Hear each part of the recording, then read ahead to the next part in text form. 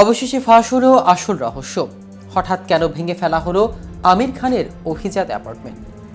মুম্বাইয়ের অভিজাত পালি হিলের অ্যাপার্টমেন্টটি ছিল বলিউডের অভিনেতা আমির খানের অত্যন্ত প্রিয়, কিন্তু হঠাৎই সেটা ভেঙে ফেলা হলো।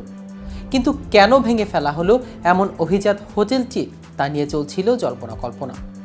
অবশেষে জানা গেল এর আসল কারণ। বিষয়টি নিয়ে বিস্তারিত থাকছে আজকের প্রতিবেদনের বাকি অংশে। কেটিভি ছবি চ্যানেল থেকে আপনাদের সাথে আছি আমি মাহমুদ রহমান সিয়া।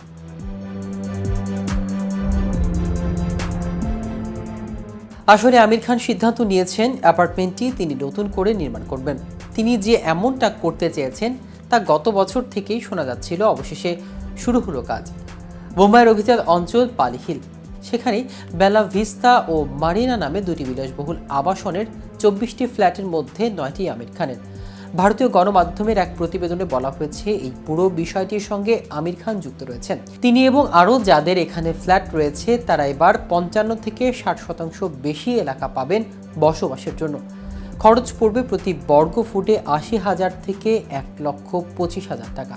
প্রতিবেদনে আরও বলা হয়েছে, এই অ্যাপার্টমেন্টগুলো 40 বছরের পুরনো। এখানে প্রথম থেকেই থাকেন আমি ও তার পরিবার। এবার সিদ্ধান্ত নেওয়া হলো সেগুলো ভেঙে ফেলে নতুন করে তৈরি করা হবে। প্রথমে বাকি আবাসিকদের ততটা উৎসাহ না থাকলেও পরে সকলেই রাজি হয়ে যান বলিউডের তারকার প্রস্তাবে। এই মুহূর্তে আমির ব্যস্ত সিতারে জামিন পারের কাজে। ছবিটি মুক্তি পাবে 2025 সালে। ছবিতে আমিরের বিপরীতে দেখা যাবে অভিনেত্রী জেনেলিয়া দেশমুখকে। 2018 সালে মুক্তিপ্রাপ্ত স্প্যানিশ ছবি চ্যাম্পিয়ন্স অবলম্বনে তৈরি হয়েছে ছবিটি। প্রসঙ্গত, আমিরের শেষ মুক্তিপ্রাপ্ত ছবি ছিল লাল সিং চাড্ডা। সেটি বক্স অফিসে মুখ থুবড়ে পড়েছে। লাল সিং চাড্ডার ভরাডুবির পর অভিনয় ছাড়তে চেয়েছিলেন আরও 10টা সাধারণ মানুষের মতোই পরিবারের সঙ্গে বাকি জীবনটা কাটিয়ে দিতে। তবে সাবেক স্ত্রী কিরণ রাও, সন্তান জুনায়েদ খান। তবে এবার অভিনয় ছাড়া নিয়ে সিদ্ধান্ত চূড়ান্ত করেছেন আমির বলেছেন, আমি এখন একসঙ্গে 6 প্রকল্পে হ্যাঁ বলেছি। ক্যারিয়ারে কখনো এমনটা হয়নি। আমির বিরতি নিয়ে সিনেমা করেন, একসঙ্গে একটির বেশি সিনেমা করেন না।